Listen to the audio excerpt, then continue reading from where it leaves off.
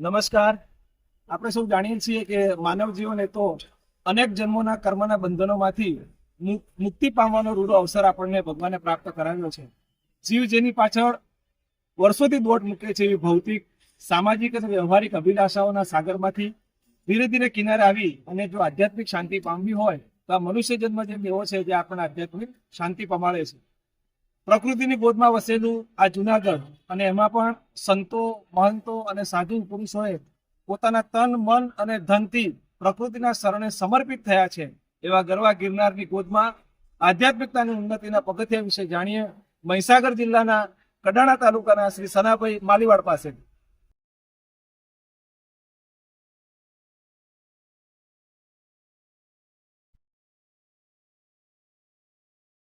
ઊંચો ગઢ ગિરનાર જે વાદળથી વાતું કરે, હે જો હાવજડા પાણી પીવે, એ નમણા નરને ના. આધ્યાત્મિક ઉન્નતિ એટલે કે તેના શબ્દોને સમજતા અધિ વત્તા આત્મ વત્તા એક બરાબર આધ્યાત્મિક એવો એનો અર્થ છે.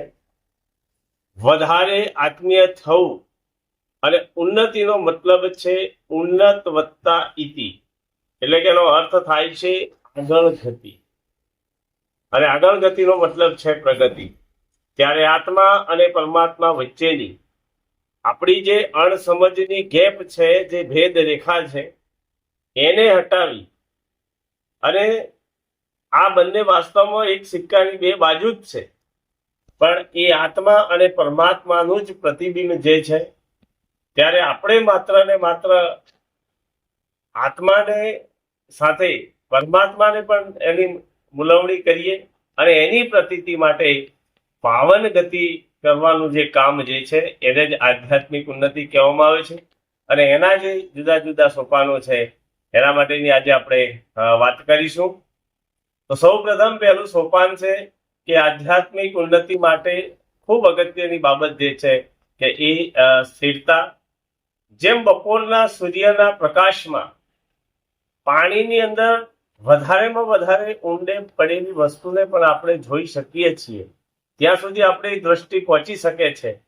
તેવી રીતે જીવનમાં જેમ જેમ પુણ્ય કર્મો વધે અને એમ કરતા કરતા પુણ્યોની જ્યારે બપોર થાય, એટલે કે પુણ્યનો ઉદય થતા પુણ્યનો આખો એક પુંજ જ્યારે જમા થાય, ત્યારે મનની સ્થિરતા જેટલી વધશે એટલું આપણે ગહનતાની અંદર જીવનના ભેદને ઉકેલી શકીએ છીએ. અને હા, આધ્યાત્મિક ઉન્નતિ માટેના બીજા સોપાનની વાત કરીએ તો એમાં સહનશીલતા આવે છે. હંમેશા દ્રઢતાપૂર્વક જીવનમાં કંડારી દઈએ કે મારો પ્રભુ એ પારકો નથી કે જે મને પીડીને ખુશ થાય, તે મને દુઃખ, મુશ્કેલી કે પીડા આપે છે એ છેવટે મારા માટે જ છે, મારા આત્મબળ અને મનોબળને વધારે મજબૂત કરવા માટે, કે ભવિષ્યની અંદર જ્યારે એવી કોઈ પરિસ્થિતિ ઉત્પન્ન થાય તો આવી દુર્ગમ સ્થિતિનો પણ હું સામનો કરી શકું અને એ વખતે પણ હું મારું જે સાતત્ય જાળવી અને પ્રગતિ કરી શકું. એટલે કે આપણી અંદર ઉપર આવી પડેલી આફતને અવસરમાં ફેરવી સહન કરવાની શક્તિ જેટલી વધારે હોય એટલી આધ્યાત્મિક ઉન્નતિ એ વધે છે. ત્રીજું સોપાન છે આધ્યાત્મિક ઉન્નતિમાં કે સમજણ. કહેવાય છે કે આપમુએ બિના સ્વર્ગે ન જવાય. ધર્મ, વેદ, શાસ્ત્રો અને ઉપનિષદોનો અભ્યાસ એટલો જ ગણાય કે એમાં ચીધેલા રાહ ઉપર આપણે કેટલી ગતિ કરી છે, આપણે એની અંદર કેટલું આપણે પામ્યા છીએ, કેટલું મેળવ્યું છે, એટલો જ એનો અભ્યાસ કર્યો ગણાય. અને એના કેટલા સિદ્ધાંતોને અપનાવી જીવનના વર્તનમાં પણ વણી લીધા છે. આ સમજણ જેટલી વધારે એટલી આધ્યાત્મિક ઉન્નતિ આપણી વધારે ગણાય છે. આગળ વધીએ કે ત્યાગ એ પણ આધ્યાત્મિક ઉન્નતિનું એક સોપાન પગથિયું છે. તુલસીદાસે સરસ મજાની વાત કીધી છે કે તુલસી ભજો રામ કો, રીજ ભજો યા ખીચ, ભૂમિ ફેંકે ઉગેંગે ઉલટે સીધે બીજ. તેમાં ઉમેરીએ કે બિન બોએ કછું ઉગે નહીં, બિન તરુ કાહે ભલ, બિન ફલ ભૂખ જાવે નહીં, રહે સદા ઉદાસ.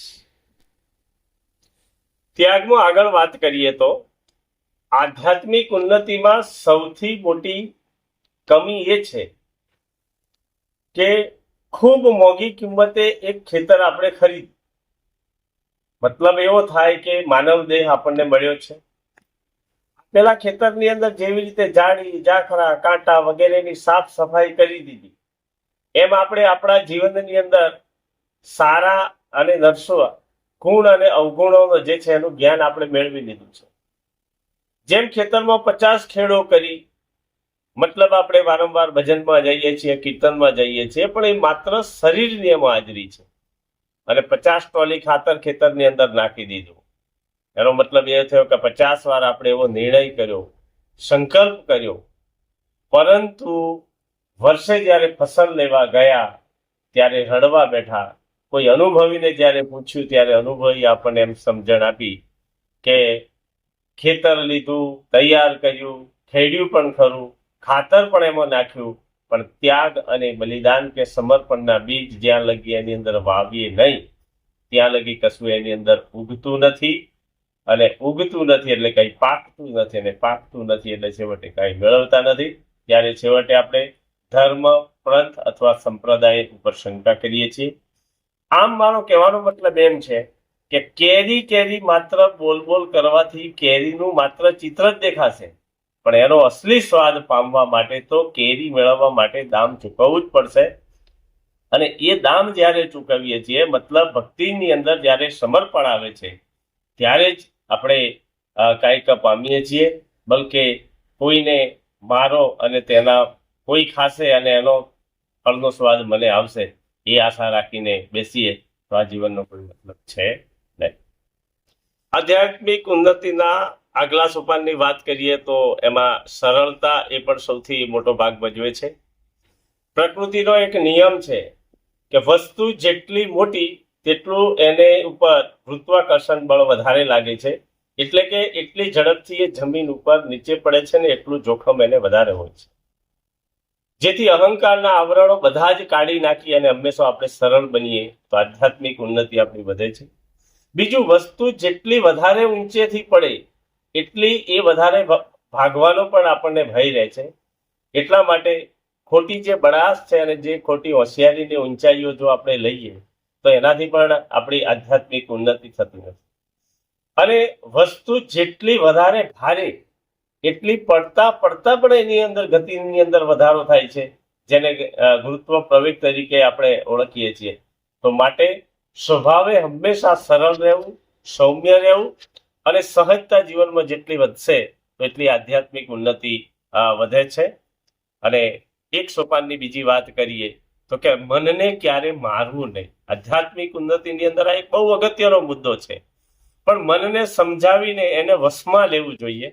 જેમ નાનું બાળક ઘરની અંદર કોઈ વસ્તુ માટે રડતું હોય તો એને ડરાવીને કે ધમકાવીને જો છાનું રાખીએ તો એના લીધે એના જે વિચારો જે છે એ વિચારોના આવેગો એટલા બધા વધી જાય છે કે વારંવારના આવા પુનરાવર્તન પછી તે આપણું સૌથી મોટો શત્રુ બની જાય છે, દુશ્મન થઈ જાય છે, અને એ આપણને અનેક અડચણો ઊભી કરે છે.